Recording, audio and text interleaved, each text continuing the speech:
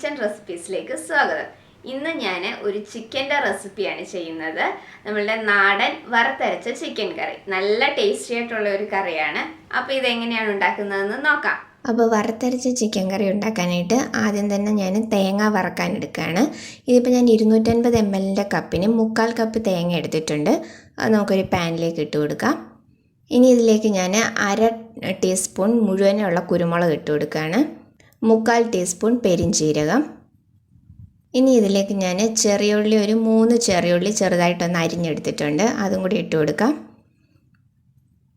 ചെറിയൊരു കഷ്ണം ഇഞ്ചി ചെറുതായിട്ടൊന്ന് അരിഞ്ഞിട്ടുണ്ട്, അതും ഇട്ട് കൊടുക്കാം. 2 വെളുത്തുള്ളിയും ചെറുതായിട്ടൊന്ന് അരിഞ്ഞിട്ടുണ്ട്, അതും കൂടി ഇതിലേക്ക് ഇട്ട് കൊടുക്കാം. ഇതിനി നമുക്ക് ഫ്ലെയിം കുറച്ച് വെച്ച് ഒരു ലൈറ്റ് ബ്രൗൺ കളർ ആവുന്നത് വരെ നന്നായിട്ടൊന്ന് വറുത്തെടുക്കാം. അപ്പോൾ ഫ്ലെയിം കുറച്ച് വെച്ചതിന് ശേഷം വേണം നമ്മളിത് തേങ്ങ വറക്കാനായിട്ട്, ഇല്ലെങ്കിൽ തേങ്ങ പെട്ടെന്ന് കരിഞ്ഞു പോകും. തേങ്ങയൊന്ന് ചെറിയ ബ്രൗൺ കളറായിട്ട് ഒന്ന് വറുത്തെടുത്തതിന് ശേഷം നമുക്കിതിലേക്ക് മസാലകൾ ചേർത്ത് കൊടുക്കാം. കുറച്ച് കറിവേപ്പിലയും കൂടി ഇട്ട് കൊടുത്തിട്ടുണ്ട്. അപ്പോൾ ഇതിനി എല്ലാം കൂടെ നന്നായിട്ടൊന്ന് വറുത്തെടുക്കാം. അപ്പോൾ നമ്മളുടെ തേങ്ങ കുറച്ചൊന്ന് മൂത്ത് വന്നിട്ടുണ്ട്. ഇനി നമുക്കിതിലേക്ക് മസാലകളൊക്കെ ചേർത്ത് കൊടുക്കാം. ഇതിലേക്ക് ഞാൻ മല്ലിപ്പൊടിയാണ് ചേർത്ത് കൊടുക്കുന്നത്. 2 ടേബിൾ സ്പൂൺ മല്ലിപ്പൊടി ചേർത്ത് കൊടുത്തിട്ടുണ്ട്. ഇനി ഇതിലേക്ക് മുളക് പൊടി ചേർത്ത് കൊടുക്കാം.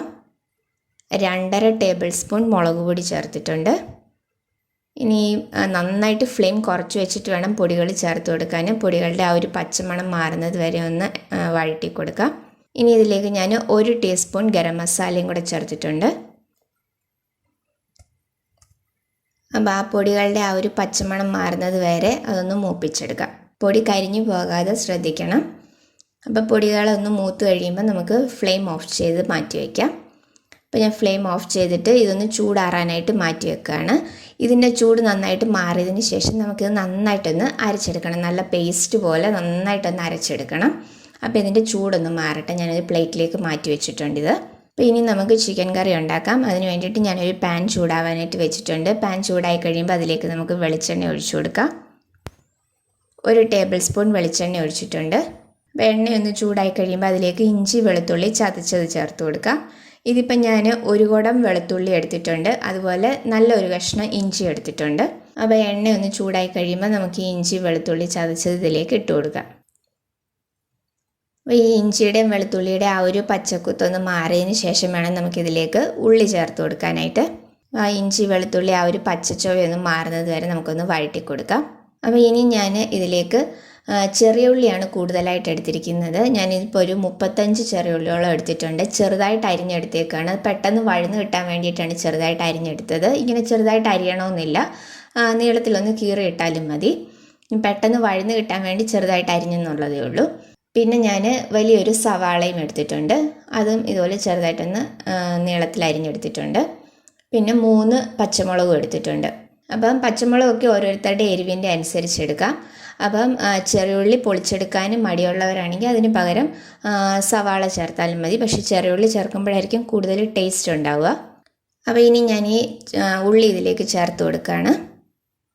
ഉള്ളി ഇതിലേക്ക് ചേർത്തിട്ടുണ്ട്. ഇനി ഇത് നന്നായിട്ട് നമുക്കൊന്ന് വഴറ്റിയെടുക്കാം. അപ്പോൾ ഇനി ഞാനിതിലേക്ക് സവാളയും കൂടെ ചേർത്ത് കൊടുക്കുകയാണ്. സവാളയും നമ്മളെടുത്ത് വെച്ചിരിക്കുന്ന പച്ചമുളകും കൂടി ഇതിലേക്ക് ചേർത്ത് കൊടുക്കാം. ഇനി ഈ ഉള്ളി നന്നായിട്ട് വഴന്ന് വരണം. അപ്പോൾ ഇതിലേക്ക് ഇനി നമുക്ക് കുറച്ച് ഉപ്പും കൂടെ ചേർത്ത് കൊടുക്കുക. പെട്ടെന്ന് തന്നെ വഴന്ന് കിട്ടുമല്ലോ. ഉപ്പും കൂടി ഇട്ടിട്ട് നന്നായിട്ട് ഇത് വഴറ്റിയെടുക്കാം. ഇനി ഇതിലേക്ക് കുറച്ച് കറിവേപ്പിലയും കൂടെ ചേർത്ത് കൊടുക്കുകയാണ്. അപ്പോൾ ഉള്ളി ചെറുതായിട്ടൊന്ന് വഴന്ന് വന്നിട്ടുണ്ട്. ഇനി ഞാൻ ഇതിലേക്ക് മഞ്ഞൾപ്പൊടിയും കൂടെ ചേർത്ത് കൊടുക്കുകയാണ്. നേരത്തെ നമ്മൾ തേങ്ങ വറുത്തപ്പം മഞ്ഞൾപ്പൊടി ചേർത്തിട്ടില്ലായിരുന്നു. അപ്പോൾ അത് കാരണം ഞാൻ ഒരു 1/2 ടീസ്പൂൺ മഞ്ഞൾപ്പൊടിയും കൂടെ ചേർത്ത് കൊടുത്തിട്ടുണ്ട്. ബാക്കി നമുക്ക് ആവശ്യത്തിനുള്ള മസാലകളൊക്കെ ഞാൻ തേങ്ങ വറുത്ത കൂട്ടത്തിൽ ചേർത്തിട്ടുണ്ട്. അപ്പോൾ അത് കാരണം ഞാനിപ്പോൾ ഉള്ളിയിലേക്ക് വേറെ മസാലകളൊന്നും ചേർക്കുന്നില്ല.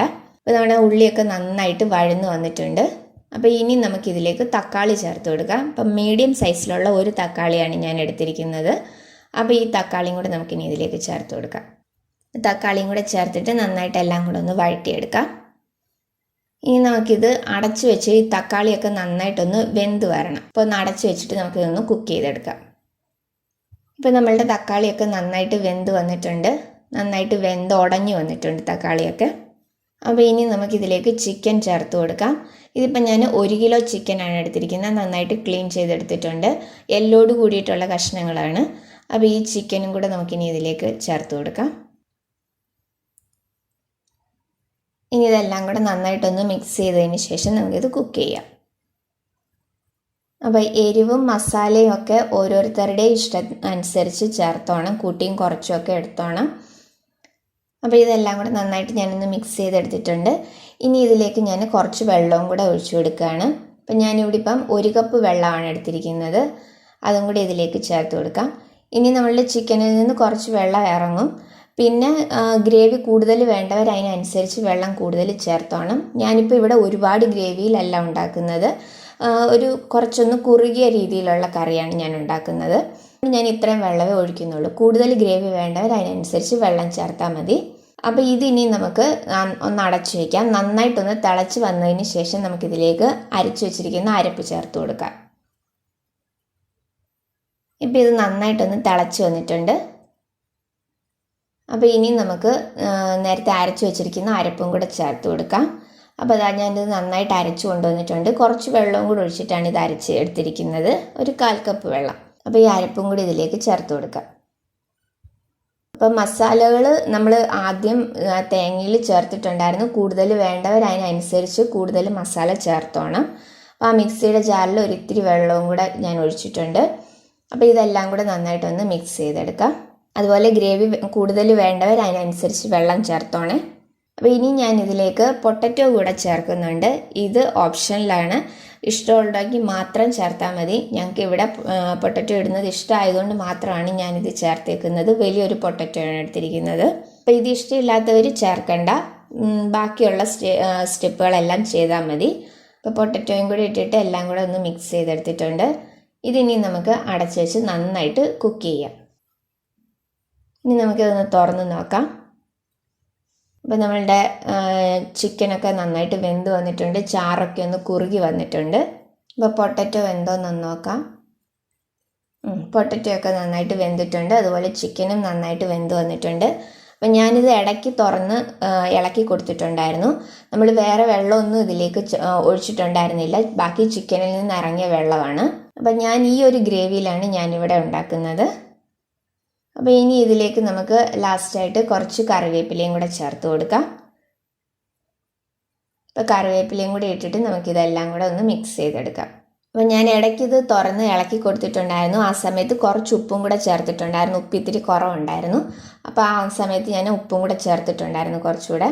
അപ്പോൾ ഇത്രയേ ഉള്ളൂ നമ്മളുടെ വറുത്തരച്ച ചിക്കൻ കറി.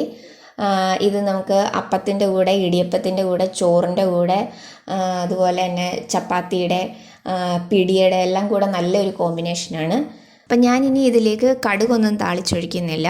അപ്പോൾ കടുക് താളിച്ചൊഴിക്കേണ്ടവർ ഇത് കഴിഞ്ഞതിന് ശേഷം കുറച്ച് കടുകും ചെറിയ ഉള്ളിയും കൂടെ താളിച്ചൊഴിച്ചാൽ മതി. പക്ഷേ ഞാനിപ്പോൾ അതിലേക്ക് കടുകൊന്നും താളിച്ചൊഴിക്കുന്നില്ല. അപ്പോൾ ഇത്രയേ ഉള്ളൂ നമ്മളുടെ വറുത്തരച്ച ചിക്കൻ കറി. നല്ല ഈസി ആയിട്ട് ഉണ്ടാക്കാൻ പറ്റിയാണ്, നല്ല ടേസ്റ്റി ആയിട്ടുള്ളതാണ്. അപ്പോൾ എല്ലാവരും ഇതൊന്ന് ട്രൈ ചെയ്ത് നോക്കണം. ട്രൈ ചെയ്തിട്ട് നിങ്ങളുടെ അഭിപ്രായം എനിക്ക് കമൻസിലൂടെ അറിയിക്കണം. അപ്പോൾ വീഡിയോ ഇഷ്ടമായിട്ടുണ്ടെങ്കിൽ ലൈക്ക് ചെയ്യാനും ഷെയർ ചെയ്യാനും സബ്സ്ക്രൈബ് ചെയ്യാനും മറക്കരുത്. അടുത്ത വീഡിയോയിൽ വേറൊരു നല്ല റെസിപ്പി ആയിട്ട് കാണാം. താങ്ക്